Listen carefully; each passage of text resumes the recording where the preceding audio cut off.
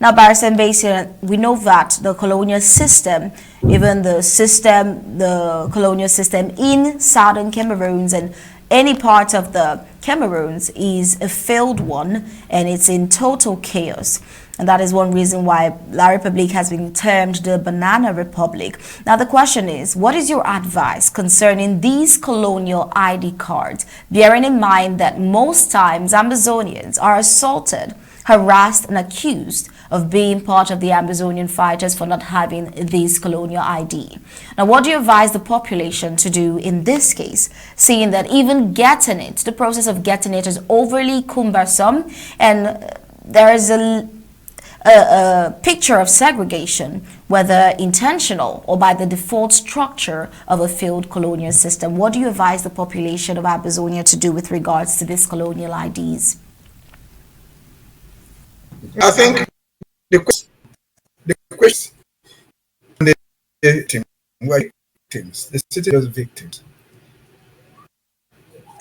Because ID is posed on them.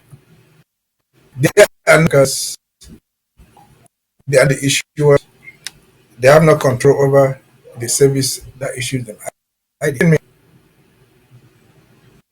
Are you getting it? Now I can hear you, sir. Our sales victim, the citizen can do nothing about it because the ID is a government issued. The people are government agents, but the victims are not victims. They're victims for whatever, but we can agree on one common thing. The idea of ID, the process to get it or not to give it to you, has become something purely commercial. If the government expects you to have an ID, they should make it possible for you to have it.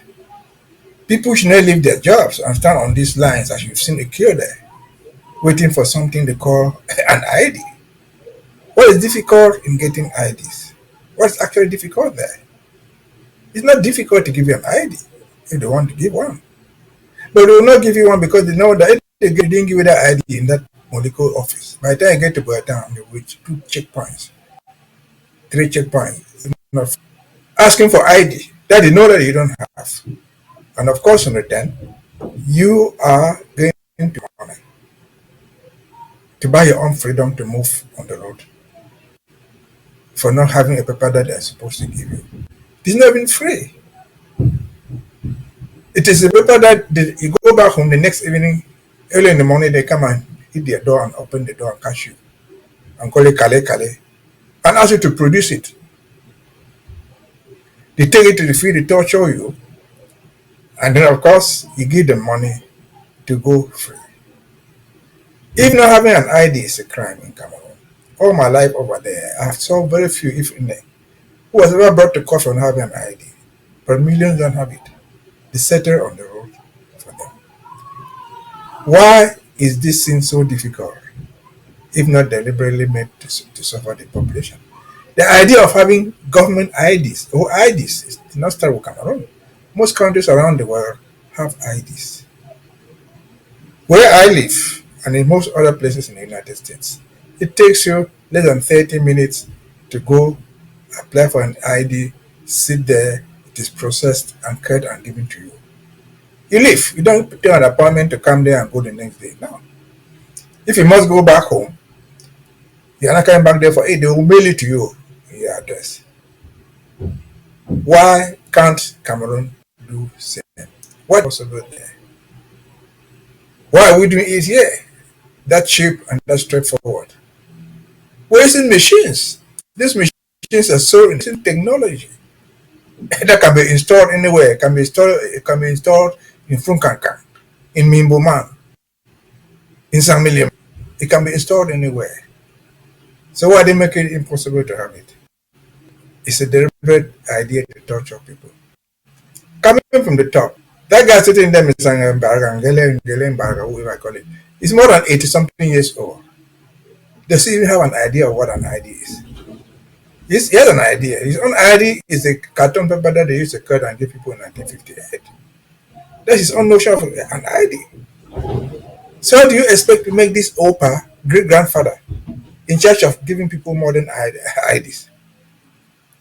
His director and so on are more than 80, 70 years old.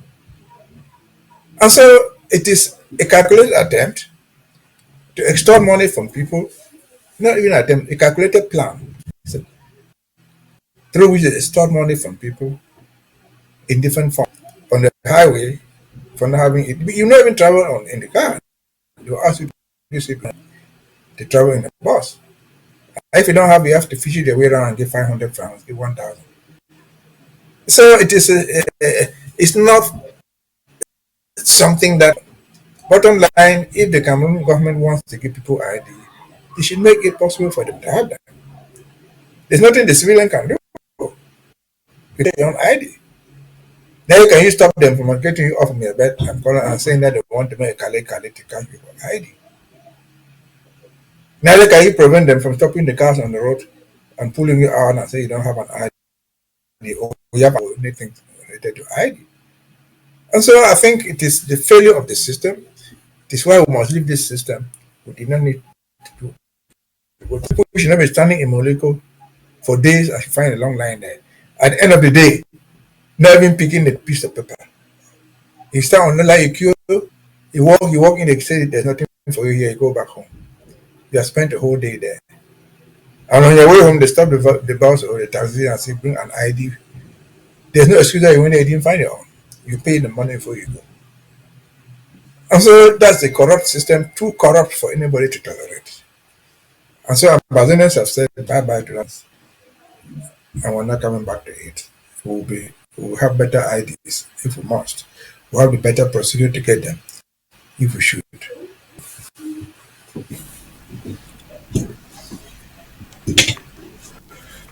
All right, Barrister Base here. Thank you for that input there. It is well said, and it is quite ironic, just as you mentioned, that even after Ambazonians get these IDs, the excuse they give before is, oh, you do not have an ID, that means you must be affiliated to the Ambazonian fighters.